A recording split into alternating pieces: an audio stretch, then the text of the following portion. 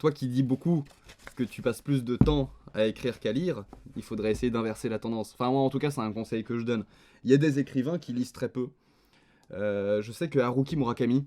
euh, Haruki Murakami... Alors, on peut faire une petite pause anecdote là-dessus, parce que ça, c'est un truc qui me passionne. Alors, Haruki Murakami, c'est un auteur japonais, un écrivain japonais qui a écrit des très belles choses. Kafka sur le rivage, c'est magnifique. 1Q84, c'est très sympa. Il a écrit Le métier d'écrivain, je crois. Je sais plus exactement comment ça s'appelle. Profession écrivain. Profession romancier, Haruki Murakami. Et je me permets de faire une pause pour parler de ça parce que c'est super intéressant. Donc, c'est un mec qui a eu les prix les plus prestigieux au Japon, etc. C'est quelqu'un qui a eu une carrière absolument incroyable. Et, à la base, c'était un mec passionné de jazz qui a tout plaqué, qui a sacrifié toute sa vie avec sa nana pour ouvrir un café jazz. C'est-à-dire juste un endroit où on boit du thé et on écoute du jazz, etc. Mais il faisait ça tout en étant étudiant, donc il avait ses études qui lui prenaient beaucoup de temps, il avait ça qui lui prenait énormément de temps, parce qu'il faut savoir que il y a une rue à Tokyo où c'est la rue des cafés. Et en gros, c'est la rue des cafés musique, donc c'est-à-dire où on achète de la musique, on boit du thé, etc. Et on en écoute. Donc il y a une compétition qui est très dure et pour pouvoir tenir la compétition, il faut grossièrement ouvrir à 15h et fermer à 4h, 5h du matin, sinon l'établissement coule. Donc il faisait ça, il faisait ses études et il avait un petit peu dans sa tête le projet de devenir écrivain, mais c'était très compliqué. Et puis, bon, anecdote complètement délirante, il va un jour voir un match de baseball et il y a un des batteurs, donc un des mecs avec la batte, qui fait une frappe magnifique et à l'instant où où sa batte en aluminium frappe la balle, le bruit, l'ambiance du stade, les odeurs, tout ça, à cette seconde-là, il se dit je veux devenir écrivain. Il faut que c'est ça ma vie, il faut que je devienne écrivain. Il écrit un livre euh, qu'il trouve très nul. Alors il n'a pas beaucoup lu, il n'a pas une très très grande culture littéraire, donc il se dit que c'est certainement à cause de ça, donc il se dit je vais arrêter d'écrire, je vais lire plein de trucs, je vais lire toute la littérature japonaise contemporaine. Voilà, je vais lire tout ce qui se fait de littérature japonaise contemporaine. Donc il fait ça pendant qu'il fait son travail, pendant qu'il fait ses études, etc. Donc il dort pas beaucoup. Il commence à lire la littérature européenne, il lit du Balzac, il lit toutes ces choses-là. Et il réessaye d'écrire et parmi tous ces auteurs-là, il trouve pas son style.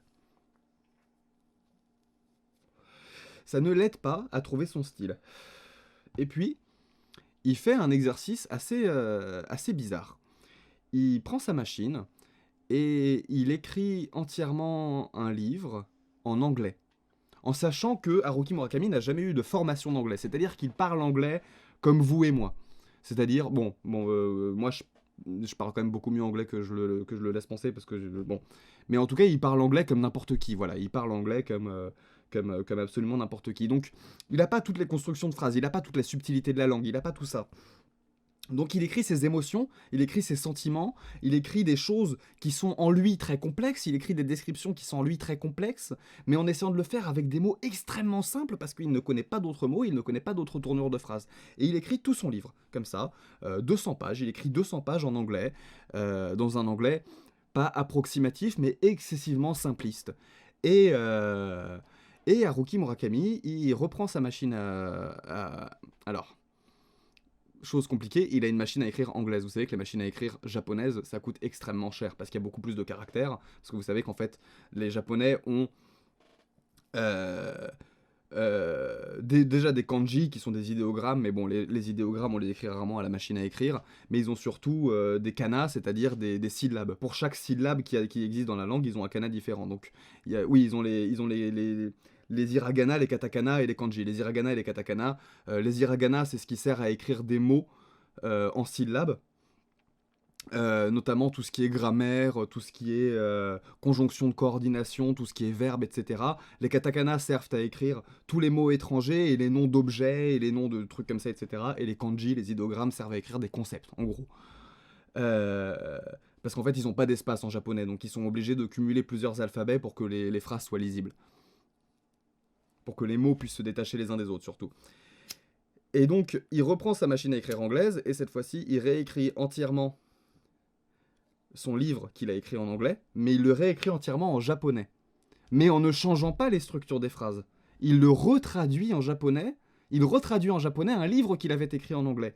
Et il lit son truc, et il se dit c'est parfait.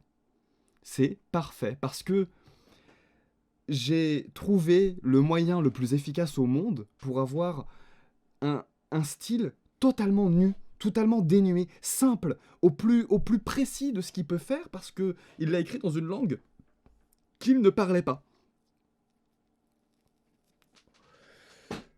Et donc, il file son livre à un copain, et son copain, sans lui demander son autorisation, présente son livre pour le concours le plus prestigieux de littérature japonaise.